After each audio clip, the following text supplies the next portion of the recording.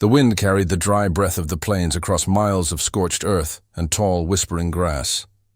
It tugged at the brim of Cole's weather-worn hat and stirred the dust around his boots as he nudged his horse down the main street of Whispering Ridge. He didn't look like much, just another saddle-sore drifter with a rifle strapped across his back and eyes that had seen too much. But folks knew better than to trust appearances out here. And in this town, eyes lingered a little longer. Hands hovered a little closer to holsters. Cole's shirt clung to his back with sweat and travel, torn just enough to reveal the lattice of old scars across his skin, memories carved in silence, better left unspoken.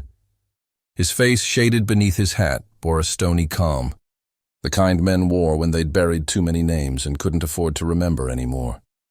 He passed the saloon, where shutters creaked and old men leaned back into silence. He passed the general store, where women paused mid-conversation, mouths half open, baskets forgotten in hand. Whispers followed him like shadows. Ain't seen him before. Looks like trouble. Or trouble looking for someone. The town of Whispering Ridge wasn't much, just a few dozen wooden buildings. A church with a leaning steeple and a sheriff who hadn't fired his gun in 2 years. But it sat on land that Silas Vane wanted, and that made it dangerous. Real dangerous. Vane controlled everything east of the river. His Red Wheel gang, men with empty hearts and full gun belts, kept his word law. And when he wanted something, he got it. Farms burned. Families vanished.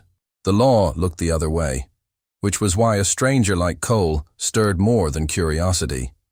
He rode to the edge of town, to the weathered old boarding house, where a sign swung loose on one hinge. Dismounting, he tied his horse and stepped up onto the porch, boots creaking on dry boards. A dusty woman in her 50s opened the door, squinting. "You riding through or digging in?" she asked. Cole's voice came low and steady. "Room, few nights." She looked him over. The scars, the stillness, the kind of quiet that followed men who'd killed before. She nodded. "Stairs. End of the hall. Don't cause trouble." "I don't," he said, stepping past her. "Not unless trouble comes looking." From the hills beyond town, 7 pairs of eyes watched. The Red Willow sisters had seen plenty of men come and go. Gun hands, bounty hunters, cowards, and killers. But this Cole moved different. Carried himself like a man who'd stopped fearing death years ago. Tala, the oldest, lowered the spyglass. Her sisters waited in a silent semicircle around her. The prairie wind tugged at their braids and dresses. "He's not one of Vane's," she said. "Could be worse," muttered Lena. "Youngest and sharpest shot of them all. He's got scars," another sister noted. "The kind you don't get running from fights." Tala's eyes narrowed toward town. "He's here for something." Or someone, the sisters exchanged glances. In a land like this, nothing showed up by accident. That night, as oil lamps flickered and crickets sang under a blood-orange moon, Cole sat on his cot in the rented room. He laid his revolver beside him, cleaned with the care of a man who expected to use it soon. Outside, the prairie waited in silence, and in that silence, something was waking, something that had been still for far too long. The morning broke clean and quiet over the prairie. Gold sunlight spilling across the hills like spilled whiskey. A soft breeze rustled the tall grass and carried the scent of horses, sweat, and distant wood smoke. Cole stood outside the boarding house, saddle over one shoulder, eyes squinting toward the eastern ridge. He'd been up since before the light touched the windows. Old habits, the kind that keep you breathing. He wasn't alone long. A slow creak of leather and hoofbeats behind him. 3 riders from Silas Vane's Red Wheel gang. They didn't speak. Didn't have to. Just sat there, staring at him like buzzards circling something not quite dead. Cole met their gaze and nodded once. The biggest one, a brute with a patchy beard and red bandana, finally spit into the dirt. "You ain't from round here?" "Nope. What's your business?" "Sleepin', eatin'. Minding my own," the brute snorted. "That ain't enough these days." Cole's eyes dropped to the man's holster. "Then maybe your boss ought to lower his standards." The 3 men didn't draw, but their hands itched. Cole stood still as stone. He didn't flinch. Didn't blink. Then, just like that, the riders peeled off. Dust kicked up behind them as they rode back out of town toward the high ridge and open country. Cole watched until they disappeared. Then he turned, Walked toward the livery, up on Red Willow Farm. The 7 sisters were already at work. Their land stretched across a green hollow ringed with hills. Tough soil, but good water and strong hands to work it. They were known by some as the Ridge Witches, though no one dared call them that to their faces. Fierce, quiet, proud, Tala the eldest, moved like a storm about to break, always watching, always thinking. Nessa, calm and thoughtful, handled the books and the bartering. Mela could shoot the wings off a crow mid-flight. She rarely spoke. Lena, youngest, was fire in human form, reckless and clever, with a laugh that could charm or curse. Rhea. Soraya and Juno, each different but bound together by blood, land, and a father long buried. They knew every inch of the prairie, every stream and stone, every broken promise this land had ever held. And they'd survived on grit and each other since the day Silas Vane had ridden in and claimed everything east of the river. Except them. No one claimed the Red Willow sisters. Tala stood on the porch now, spyglass in hand again, watching the man from town ride out toward the hills alone, toward their land. He's headed this way, she said. Still think he's not Vane's? Lena asked, sharpening a knife on the steps. If he is, Mela said from the doorway, he's either stupid or he wants to die slow. No, Tala muttered. He's something else. Cole knew they were watching. He saw the glint of sunlight off glass. He didn't reach for his gun. He kept riding until the trail narrowed between 2 ancient boulders. Then he stopped. I ain't here to steal, spy. Or start anything, he called out loud. A moment passed, then 2. Then, a rustle. Tala stepped out from the trees, rifle resting in her arms like it belonged there. Behind her, the other 6 emerged, silent as ghosts, eyes hard and wild. You got no business here, Tala said. Didn't come for business. What then? Cole dismounted slowly. Trouble's coming. Silas Vane's eyes are on your land. The sisters didn't react. I seen it before, he added. He don't ask twice. Tala took a step forward. You worked for him once, didn't you? Cole's jaw tightened. Long time ago. Then maybe we should put you in the ground now. Lena already had a pistol drawn. Cole didn't move. You could. Or you could hear what I know. The prairie wind blew between them. Then Tala nodded. Just once. Talk, she said. And for the first time in years, Cole told the truth. And for the first time in their lives, the Red Willow sisters listened to a man. The Red Willow cabin was a weathered structure of thick timber and long memory. Built by their father with his own hands, it stood like a challenge to the wind, the rain, and Silas Vane himself. Inside, it smelled of smoke, earth, and lavender. A quiet kind of strength. Cole sat at the long table, hands on his knees. His revolver lay on the windowsill behind him, at their request. Around the table stood the sisters, flanking him like sentinels. Tala paced. Lena leaned against the far wall, still eyeing Cole like a rattler about to strike. Mela sat cross-legged near the hearth, oiling her rifle with quiet focus. Nessa, arms folded, asked the question they were all thinking. What makes you think we'd trust anything you say? Cole looked up, eyes hard but honest. I ain't asking for trust. I'm offering warning. He reached into his coat slowly, deliberately, and laid out a folded map. Dusty, creased, and marked with crude red circles. Vane's been buying up land north of the ridge, burning what he can't buy. He sends his boys in first, makes it look like outlaws, bandits. Folks either sell or disappear. Tell us something we don't know, Rhea said sharply. Cole looked up. Your land's next. He wants the water under it. He wants you gone. Soraya leaned in, brow furrowed. Why warn us? Silence fell. Cole stared at the map.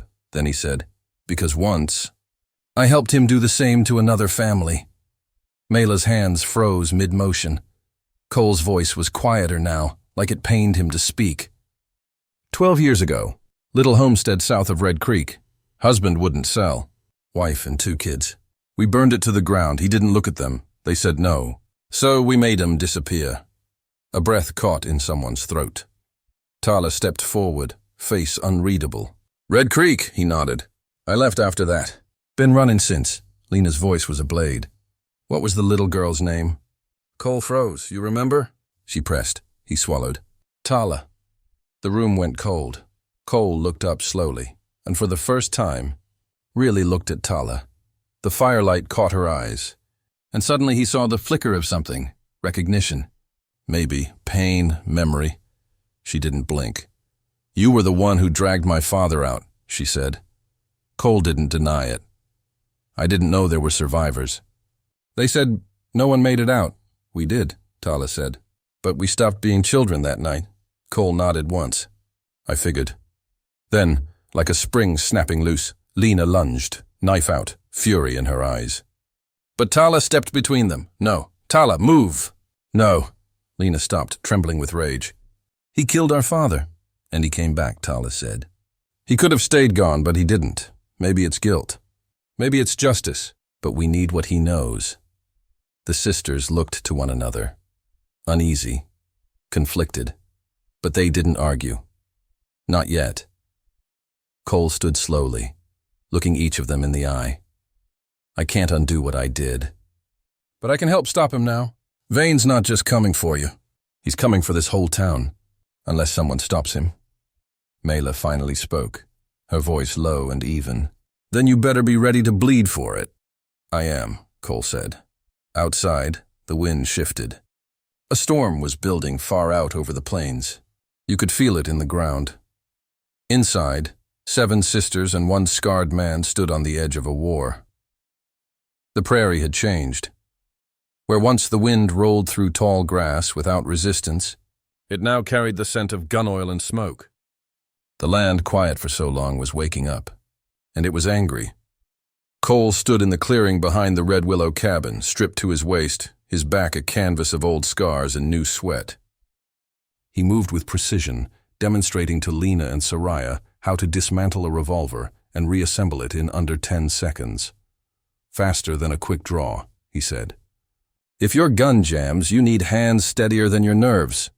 Lena rolled her eyes but matched his speed. Faster with every attempt. Near the barn, Mela and Juno practiced on straw dummies lined up like scarecrows. Center mass, headshot, kneecap. The dummies didn't stand a chance. The sisters were born of frontier soil and baptized in fire. Now they were sharpening themselves like blades. Inside the cabin, maps and hand-drawn sketches were spread across the table. Tala pointed at the red lines Cole had traced from memory. "Supply routes," he explained. "Vane's gang moves through Pine Hollow every 5 days. That wagon will be carrying rifles, ammo, coin."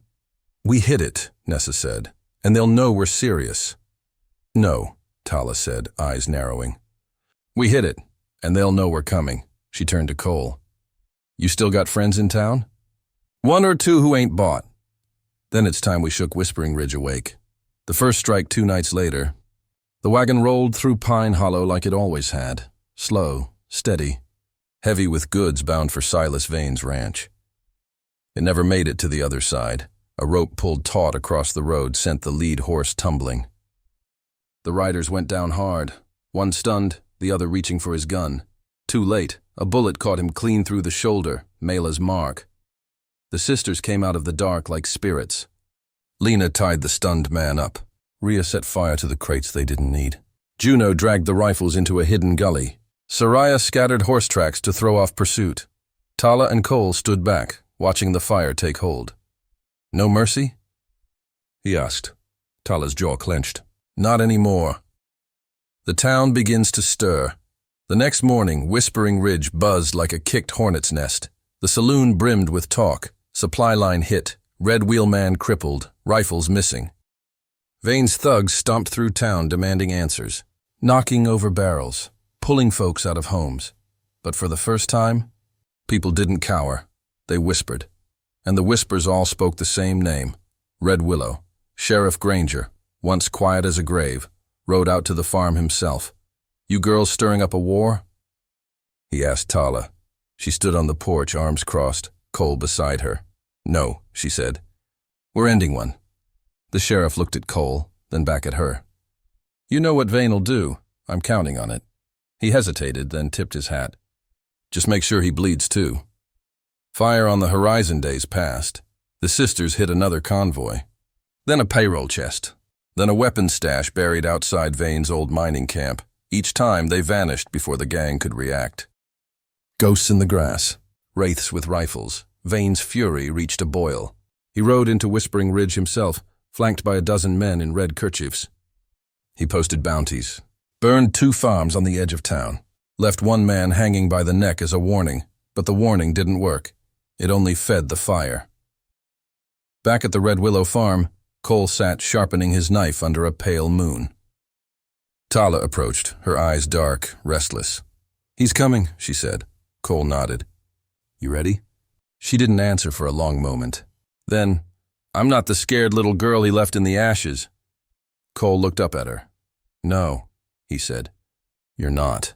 Far to the west, the sky was burning red. A storm was coming, and the prairie was no longer silent. The wind was hot and dry as gunpowder the morning Silas Vane rode to war.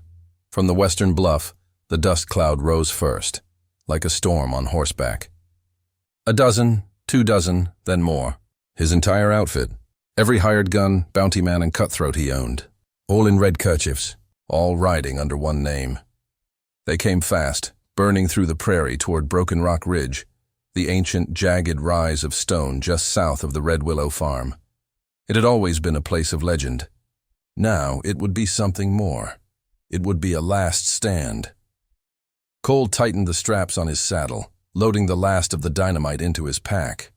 "Once they cross the ridge," he said to Tala, "they'll fan out. You won't get a second chance." Tala's eyes were calm as steel. "Then we won't miss the first." The sisters moved like parts of a single machine, oiling rifles, checking ammunition, laying out iron caltrops in the tall grass, and wiring charges beneath the path up the ridge. Even now, as the enemy closed in, there was no panic in them, only purpose. The first shot from the high ridge. Mela lay prone with her repeater, eyes behind the sights. When the lead rider crossed the marker stone, she whispered, "Now!" Crack 1 shot. 1 man down, the line behind him buckled, startled. Shouts erupted. Guns were drawn. Then the first charge blew, a wall of dirt and fire rising into the sky. Horses scattered. Men screamed. Before they could regroup, the sisters opened fire. From behind rocks, trees, tall grass, bullets rained down with surgical precision. This wasn't chaos. This was war.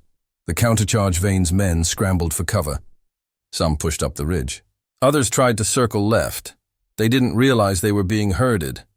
Rhea and Juno lit a second fuse. The explosion collapsed part of the trail, sending 3 riders tumbling into the ravine below. At the crest, Cole and Tala took position behind a downed log. "They'll come for you first," Cole said. "They know you're leading this," Tala smirked. "Let them try." Duel at the summit. By midday, the ridge was blood-soaked. Smoke curled through the rocks. The sisters fought like ghosts and wolves, appearing, striking, vanishing again. But still. Silas Vane pressed forward. He came through the smoke, rifle in one hand, long black duster flapping like the wings of a devil. He was older now, but not slower.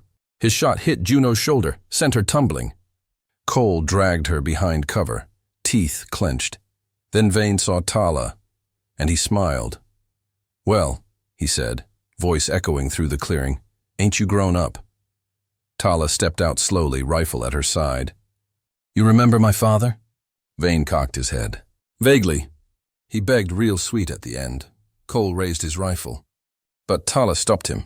"This one's mine," she said. They circled like wolves, Vane with a revolver. Tala with a hunting knife. The gun barked once, missed. Tala rushed him, blade flashing. They crashed together, rolling in the dirt, fighting like something primal. She took a hit to the jaw. He took a slash to the arm. Then, steel met throat. Tala pinned him, knife under his chin. "This is for my father." "You're just like me," Vane hissed. "You'll become me." "No," she whispered. "I remember my name." And she slit his throat. Silence at last. When the last of Vane's men fled, the sisters stood among the rocks, bleeding, breathing but unbroken. Cole sat on the ridge, staring down at the battlefield. Bodies, blood, dust settling like snow. Lena walked up beside him, reloading her pistol. "That all of them?" "For now," he said. She looked at him sideways. "You still running?" He shook his head. "No," he said. "I think I finally stopped." Down below, the people of Whispering Ridge emerged from their homes. They'd heard the gunfire. They'd seen the smoke. Now they saw the Red Willow sisters standing tall on Broken Rock Ridge, and they remembered what it meant to fight back. The prairie was quiet again. Not the silence of fear, or the hush before a storm, but a new stillness. A silence that came after the thunder, after the blood dried and the last bullet stopped echoing across the hills. It was over. Silas Vane was dead. His men scattered or buried, and for the first time in a decade, Whispering Ridge belonged to its people again. The cost of freedom. They buried the fallen behind the Red Willow farm, under the cottonwoods where the soil was soft, and the wind told stories to the trees. Juno's shoulder was still healing. Mela walked with a limp. Soraya carried a line of stitches down her ribs, but they were alive. And in the days that followed, others came. Farmers, townsfolk, drifters. Some had hidden too long, some had lost too much, but now they arrived with hammers, lumber, and food. The Red Willow sisters had bled for the town. Now, the town came to build with them. Cole sat on the cabin porch, shirt off, shoulder bandaged, sharpening a piece of cedar. He wasn't sure what it would become. Maybe a stake for the fence, maybe nothing at all. Tala stepped out beside him, holding 2 mugs of coffee. She handed him one. "You staying?" she asked. He looked across the field. Fresh, tilled soil, new fence lines, children laughing in the distance. Was thinking about it, still carrying the past. "Always." She sat beside him. "Good. Means you won't forget who you were, or what it cost to become someone else." Whispering Ridge Rise's Sheriff Granger deputized 2 farmers. The saloon reopened, but with rules this time. No guns, no threats. Just whiskey and music. The church bell rang again. Cattle returned to the hills. Horses to the fields. The town began to breathe, and they didn't just survive anymore. They remembered. They told stories around fires and porches, about the 7 sisters who defied a tyrant, about the scarred drifter who came with ghosts and stayed with purpose, about a ridge that had once run red and now bloomed green. The legend spread like wildfire, not just through the town, through the frontier. The last ride. One morning, Cole saddled his horse. He didn't say much, just packed a rifle, a blanket, and his old map, folded now like a memory. He wasn't running, just riding. He needed to see the world again, now that it felt different. Tala walked him to the gate. "You could stay," she said. "I might come back," he replied. They looked at each other for a long time. Then she stepped forward and kissed him. Not the kiss of farewell, the kiss of unfinished stories. "Next time you ride in," she said. "Bring more coffee," he smiled, then rode off, dust trailing behind him. Horizon ahead. A new dawn later that evening, the sisters sat on the porch. The sun dipped low, casting long shadows across the land they'd saved. The wind whispered through the wheat. Somewhere far off, a coyote howled. Tala sipped her coffee, eyes on the stars just starting to appear. "Think he'll come back?" Lena asked. Tala didn't answer right away. Then, "He already has." The land was free, the scars remained, but so did hope. And on the prairie, hope is as rare and as dangerous as a loaded gun.